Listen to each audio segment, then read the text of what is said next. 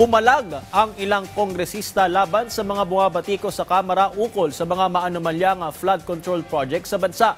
Ayon naman sa isang House leader, napapanahon na para magpatupad ng isang malaking master plan para tugunan ang baha. Yan ang ulat ni Mela Les Moras.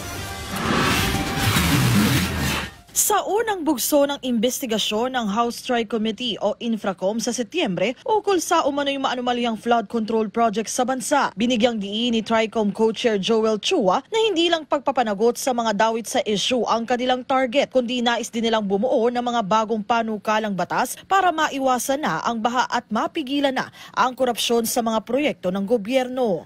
Kung ano yung makikita po natin ng mga loopholes sa mga kasalukuyang batas natin, yun ang dapat na punan natin. 'Di ba? Kasi bakit may mga nakakalusot na ganitong klaseng mga programa? Bakit may mga ghost project? 'Di ba?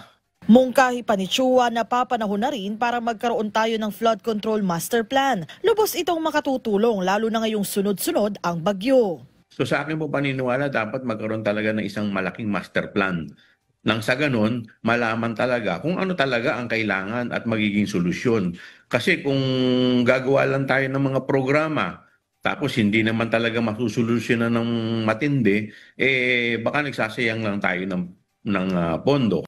Pero hindi pa man nagsisimula ang investigasyon ng Kamara, may ilan ang tumututol dito dahil sa umano'y conflict of interest. Sagot naman dyan ni House Deputy Minority Leader Antonio Tino. Sa halip na pigilan ang Kongreso, mas mainam na ituloy ito at i-maximize kung ano ang pwedeng malantad, no, sa issue ng flood control. This does not preclude yung investigation mismo ng whether it's the ombudsman or a COA special audit ay kailangan pa rin gawin ang mga yan. Sa naunang pahayag ni House Deputy Speaker Yasser Balindong, pumalag din siya laban sa mga bumabatikos sa Kamara hinggil sa issue. Pagbibigay din naman ni House Committee on Public Order and Safety Chair Rolando Valeriano, walang kinikilingan ang Kongreso at lahat ng may kasalanan tiyak na papanagutin. Giit ng mga kongresista sa huli, tanging katotohanan lamang ang nais nilang mapanaig. Mela Les Moras para sa Pambansang TV sa Bagong Pilipinas.